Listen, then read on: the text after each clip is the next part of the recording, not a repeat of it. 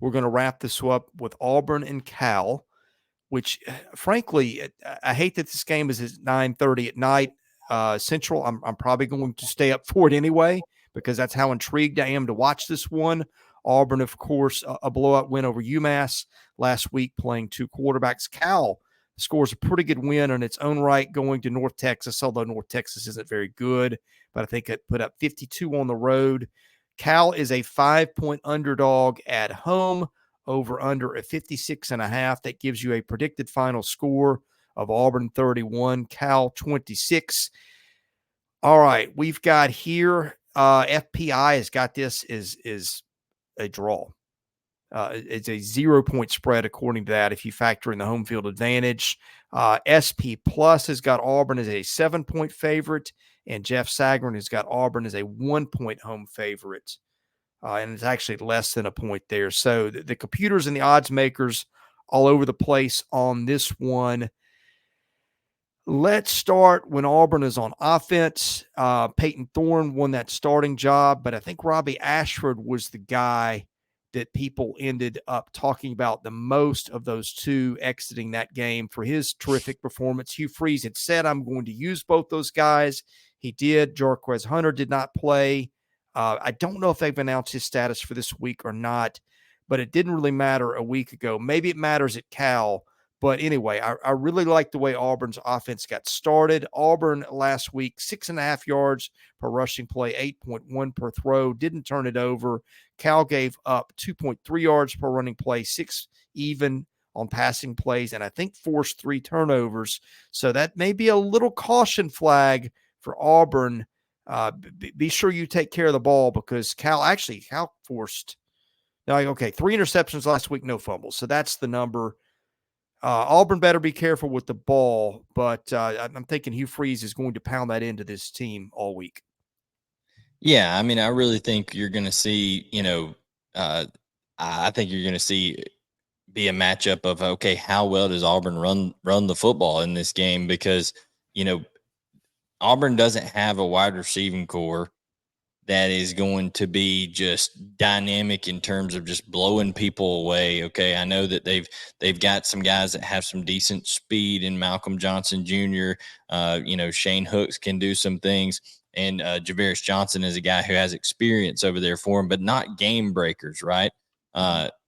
But when it comes down to it, being able to run the football, and especially that package that they had with Robbie Ashford and how he was able to come in and change things up, that's going to help open up things for Peyton Thorne, but it's also going to open up things for Robbie Ashford too, because eventually he's going to throw the ball and not just run it as he gets in there and do some things out of that package as well. So I thought what Andy Stowe said here, the classic SEC versus ACC matchup with Cal just having moved to the ACC. So that's pretty funny as well. But this is going to be about who runs the football the best. I think you really want to see Auburn's new kind of makeshift offensive line with the transfers that they've brought in with Gunnar Britton and Muskrat and all these guys that have come in from Western Kentucky and Tulsa and all those places.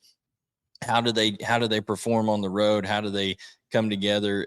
And I can't remember. Did you say you had heard that Jarquez Hunter is going to be able to go in this game?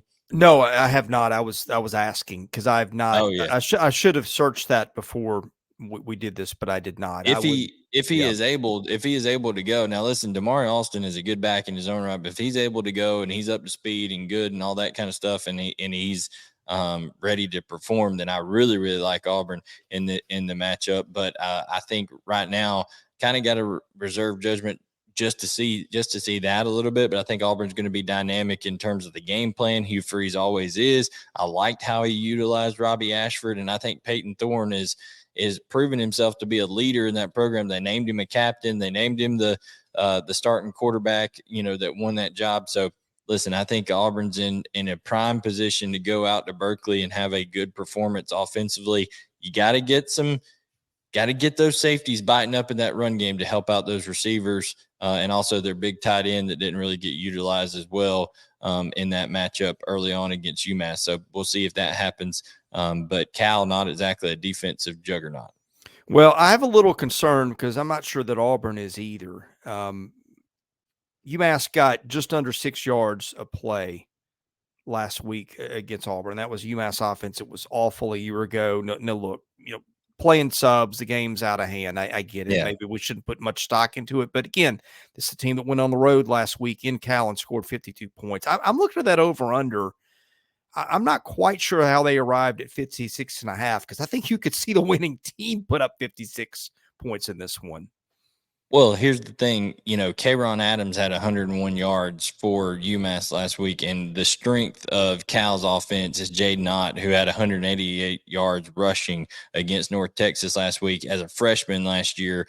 Even though Justin Wilcox's team went 4-8 last year, you had Ott rush for almost 900 yards as a freshman and off to a 188-yard start in game one at home. You know that Cal's going to want to get the running game going. So that's what I'm saying. Whichever team has the running game going early, I think you're going to see get up to a lead in this one. But I think overall, even with the atrocious malpractice of recruiting that was practiced, by Auburn during I've lost his name now. What's the former head? Brian Harson's tenure there. Just absolutely atrocious recruiting. I still think Auburn's got the more talented roster. I think you're going to see Auburn have more team speed. And at the end of the day, I think you're going to see, especially if Jarquez Hunter is able to play, which our man Andy Stowe said he wouldn't comment on his health, but it could be a game time decision. If he is able to play, then I really like Auburn. If not, I'm going to pick Auburn. What'd you say the spread was again? It is 5. Which I think is I'm going to pick Auburn to cover that. I think Auburn by a touchdown, but if Jarquez Hunter plays, I think that creeps up to double digits. Give me Auburn to win this game at Cal. I don't bet on games, but if I did, I would take Auburn in the points. But the over under here, I don't know how they got at that, but that just does not seem like enough. I mean, I know that there's fewer plays in games and all that, and I get that, but the way these teams scored last week and the questions we have. What Donovan said here. Only one player from Auburn's 2021 class is still at Auburn, Jarquez Hunter, which, I've seen that out there as well. That just shows you how much of a just train wreck. I like how you forgot his name. And that was not manufactured. You just I really forgot his name because that's how I tried to, you block out painful memories, and I'm not even an Auburn, fan, but that was just painful to watch with the garbacle that was going on. You have boosters making up things about his personal life, trying to run him out of town. The Yellowwood guy was over there trying to, sell half of his empire so he could go do a buyout and do everything to get a new coach in there. Just crazy stuff over there at Auburn. But I think there's alignment now. I think Hugh Freeze has stuff going. So give me Auburn to win on the road. And I'll tell you what, I think that Auburn Georgia game a few weeks down the line, that one's gotten a whole lot more interesting. I think that's going to be a tough environment as always. I think Georgia obviously is going to, I would now and will then pick them to win that game. But that is, even a couple years ago with Stetson Bennett that went there for the first 2.5 quarters or so, that was a back and forth type deal. So, that I think Hugh Freeze is bringing a lot of energy to that program is my thought on that. Did you say garbacle? Garbacle. It's like garbage and debacle mixed together. Well, I figured that out pretty quickly. I'm just curious if this is a Blayne invention in the moment, or if that's been recycled from I've somewhere. heard people around here say it before, so I can't claim that one as original. But what I will say is, if you're Auburn, just don't go out to Cal and play like hot dog water, okay? Because we know hot dog water means bad, okay? Hot dog water. Just think about, if you ever held up a hot dog package after you've been grilling all day, maybe for a game day or something like that, and you see that nasty hot water or hot dog water juice in that packet. That's what LSU's offensive line and South Carolina's offensive line, played like last week. Straight hot dog water. So Auburn, their goal is don't play like hot dog water out at Cal.